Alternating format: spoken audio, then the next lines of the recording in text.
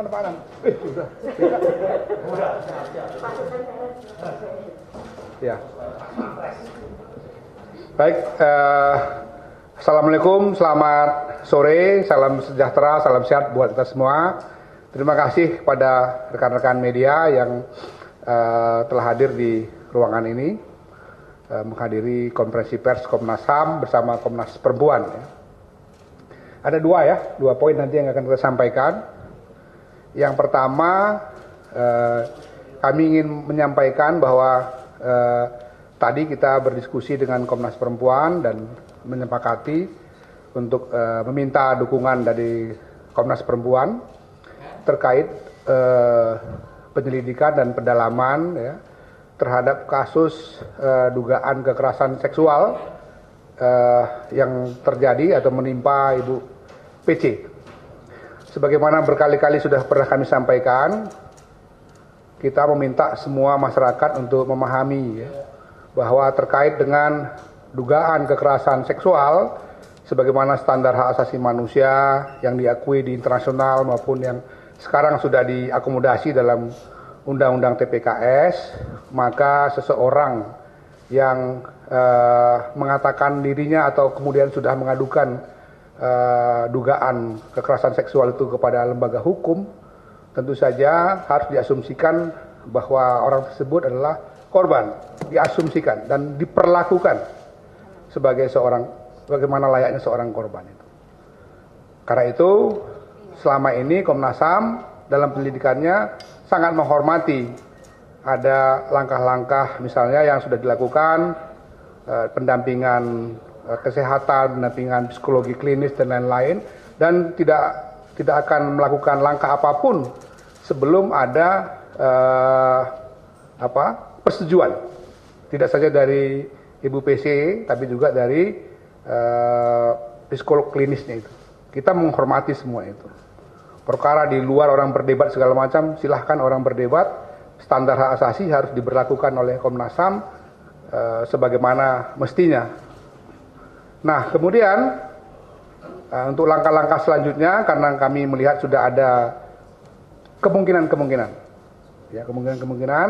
bahwa mungkin kami sudah akan bisa nanti meminta keterangan dari Ibu PC untuk melengkapi penyelidikan kami, maka supaya agenda atau tindakan ini atau langkah ini lebih profesional, maka kami memutuskan lebih baik kalau kemudian kita juga mempercayakan Komnas Perempuan yang memang ranahnya ya, di dalam isu kekerasan seksual, lebih spesifik lagi isu perempuan.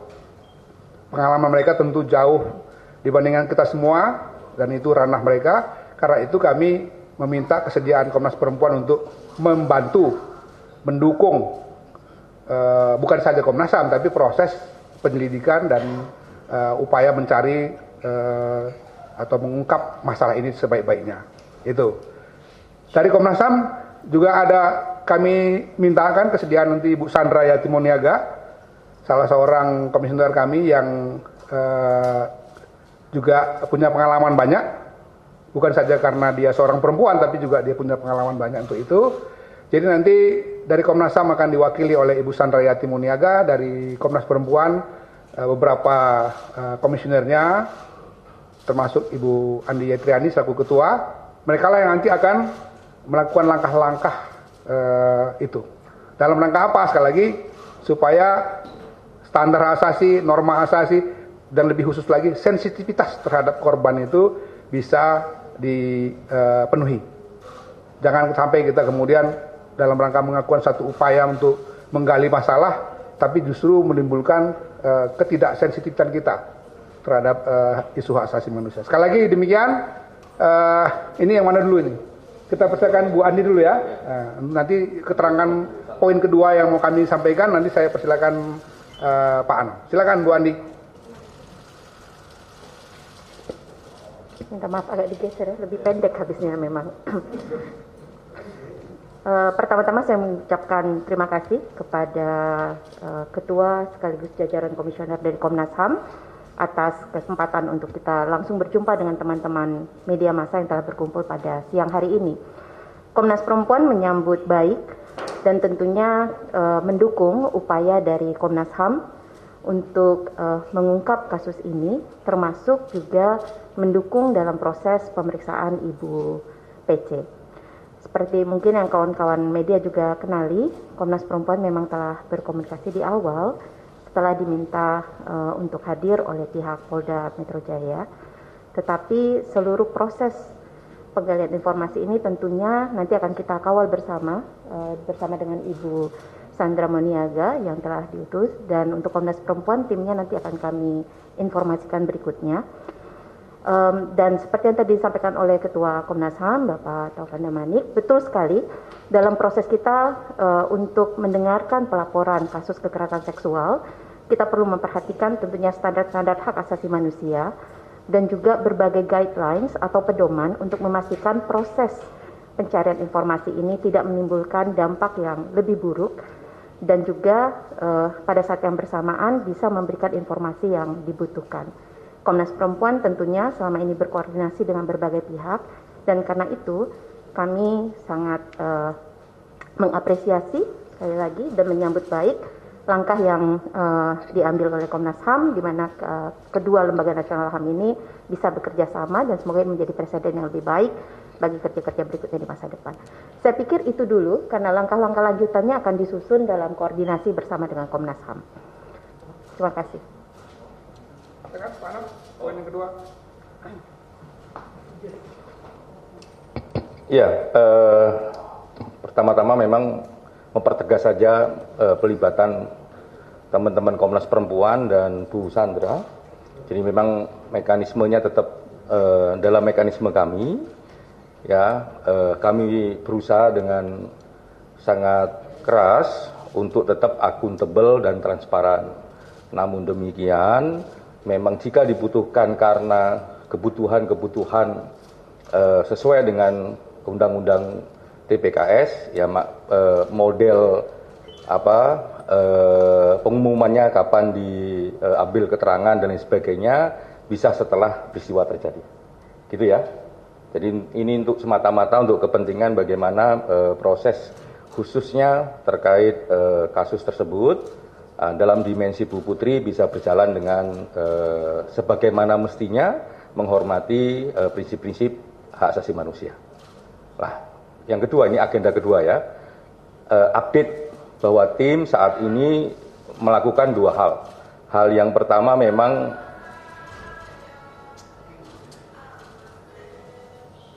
enggak apa-apa, santai. Ada hiburan soalnya. Oke? Aman ya? Oke, nggak apa-apa. Ya, yang pertama adalah agenda tim ya. Yang pertama memang kami sedang menyandingkan semua yang sedang kami peroleh ya, baik dari Jambi, baik dari pendalaman Dokes, cyber, dan berbagai keterangan yang lain. Itu yang pertama. Untuk persiapan kami hari Rabu untuk melaksanakan balistik, ya. Yang berikutnya adalah besok juga masih ada pemeriksaan untuk cyber. Kan kemarin Pak BK mengumumkan dari 15 HP masih ada 5 HP yang belum diberikan keterangan karena masih proses, dan itu akan diselenggarakan besok. Nah, oleh karenanya tim hari ini memang meletakkan semua bahannya biar agak lebih tajam gitu ya. Itu persandingan dari keterangan satu ke keterangan yang lain dan lain sebagainya.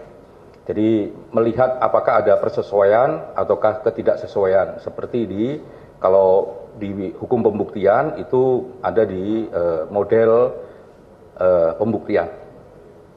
Yang kedua, ya karena memang beberapa waktu yang lalu kita juga mendalami soal Dokes, terus kita sandingkan dengan beberapa keterangan.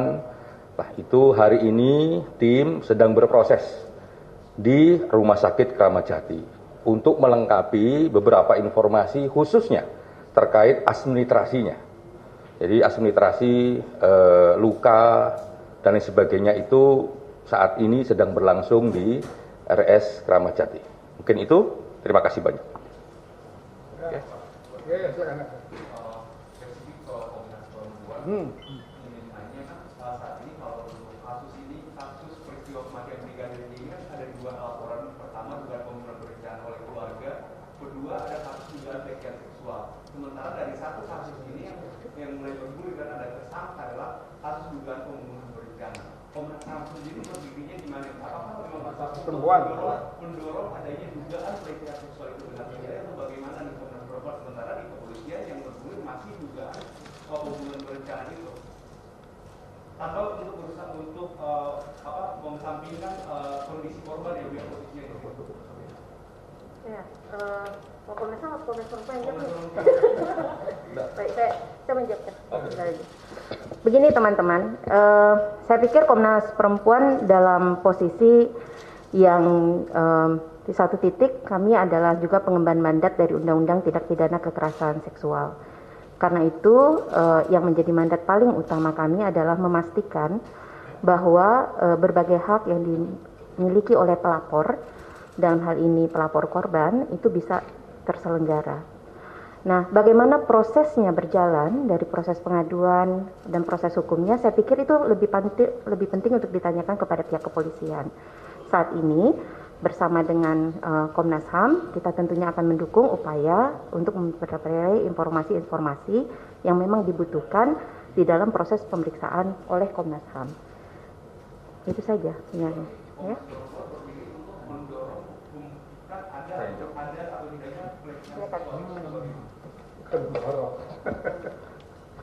Jadi kita ulangi lagi ya, pelibatan Komnas Perempuan dalam proses penanganan kasus Brigadir J ini adalah kebutuhan Komnas HAM.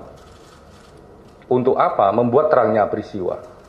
Karena peristiwa ini ada soal pengaduan soal pembunuhan, ada juga pengaduan soal kekerasan seksual.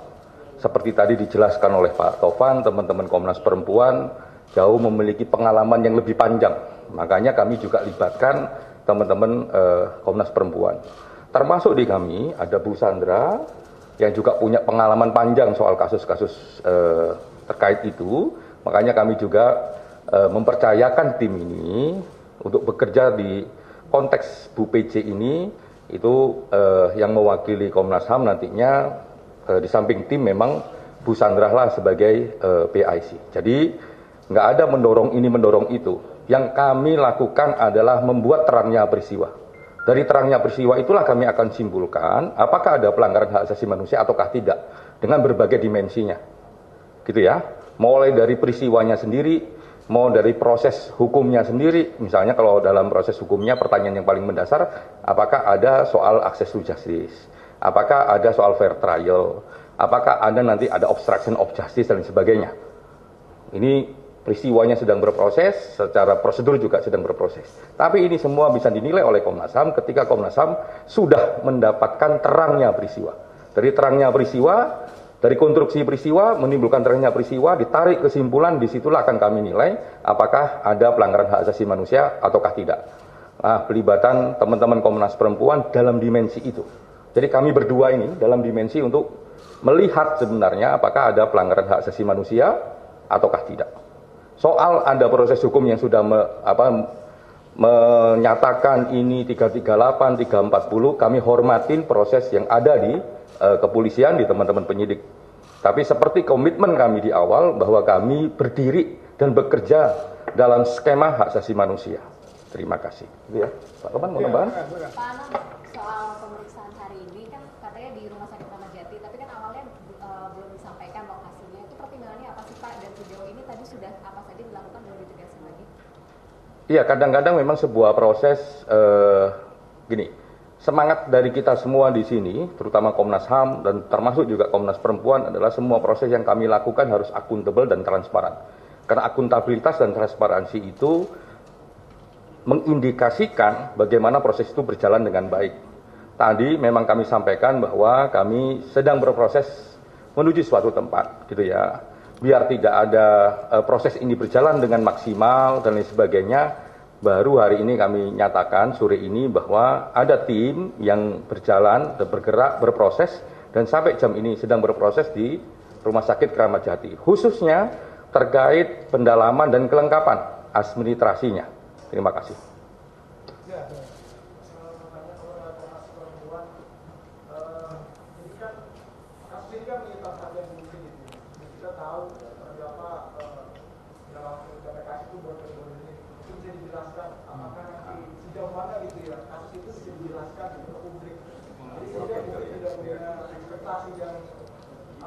melampaui daripada undang-undang sendiri gitu.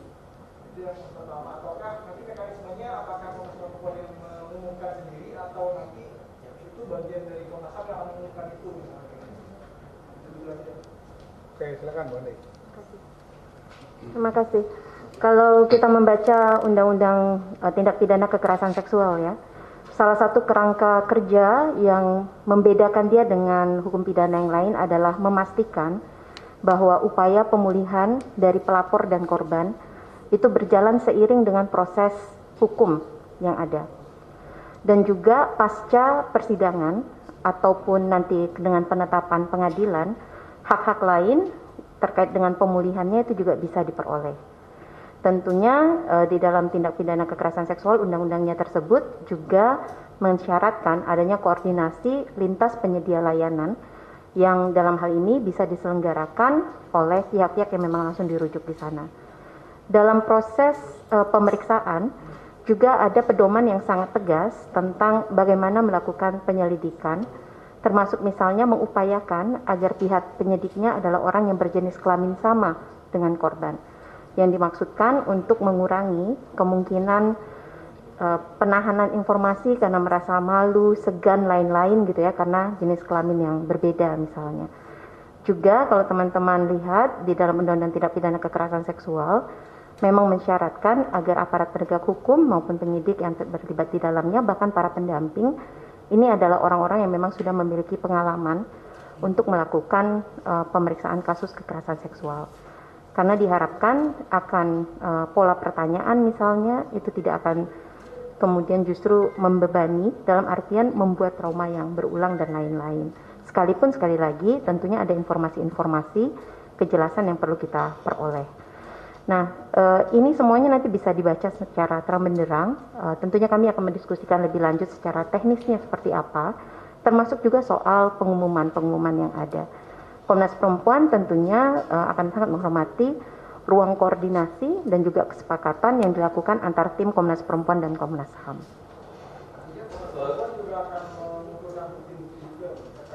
Bagaimana? Mau?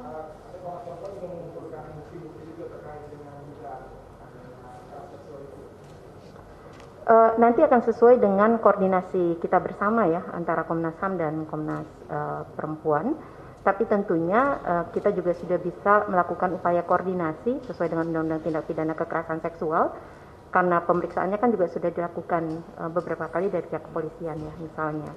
Jadi langkah-langkah yang nanti lebih tepat dalam proses penggalian informasi ini akan kita diskusikan lebih lanjut dengan Komnas HAM dan tim. Jadi kegiatan saja setelah dilibatkan oleh Komnas HAM dalam penanganan kasus ini, apa saja langkah awal yang akan dilakukan? Kemudian apakah juga sudah akan mengagendakan bertemu dengan Dirjen Jakarta? Saya pikir kami tetap akan koordinasi, tapi jika ada informasi lebih lanjut saya serahkan kepada Ketua PIC.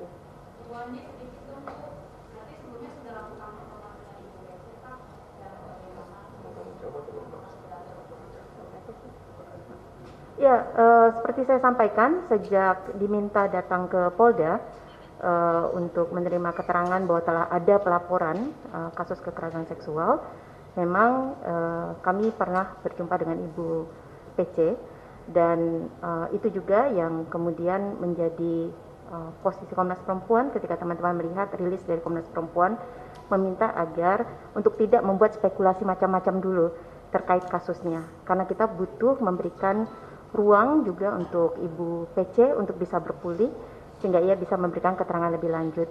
Kawan-kawan perlu dipahami, Ibu PC posisinya adalah perempuan berhadapan dengan hukum ya, dalam posisi kasus pelaporannya sendiri sebagaimana dilindungi di dalam Undang-Undang Tindak Pidana Kekerasan Seksual. Karena itu tentunya spekulasi-spekulasi seperti ini buat kami tidak akan membantu proses pemulihannya. Jadi sekali lagi saya tegaskan bahwa memang kami pernah berjumpa dengan Ibu PC untuk bisa mengetahui kondisinya.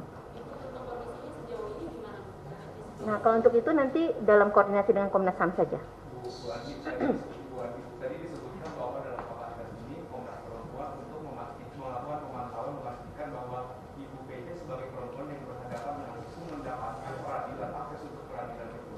Sejauh ini setelah 1 bulan bergulir kasus ini, apakah Komnas Perempuan melihat Ibu PC sudah mendapatkan hak akses sebagai korban yang berhadapan dengan hukum, sebagai orang yang berhadapan dengan hukum, dalam arti sebagai korban terduga pelecehan seksual? Kalau sebetulnya kan kalau kita membaca Undang-Undang Tindak Pidana Kekerasan Seksual, dia tidak hanya membincang soal proses hukumnya saja. Beberapa hal yang harus dilakukan ketika korban sangat atau pelapor sangat terguncang, maka langkah-langkah awal seperti dukungan psikologi itu menjadi sangat penting. Kami mengamati bahwa upaya untuk memberikan kekuatan psikologi supaya Ibu PC bisa kemudian melewati situasi-situasi yang sangat sulit itu sebetulnya telah dilakukan, dan memang saat ini kita juga bisa melihat bahwa kondisi beliau kemarin kan juga sudah hadir di muka publik ya. Tapi memang sekali lagi saya ingin menegaskan bahwa upaya untuk pemulihan korban itu lebih kompleks dari yang kita perhatikan. Jadi tidak bisa karena semata-mata misalnya hadir di publik terus kita mengasumsikan bahwa semua hal baik-baik saja atau sudah baik-baik saja. Nah, inilah yang akan menjadi bagian dari diskusi kami dengan tim dalam proses pemeriksaan berikutnya. Oke ya, itu ya. Nanti kalau ada dokter aja. Ya, makasih semua ya.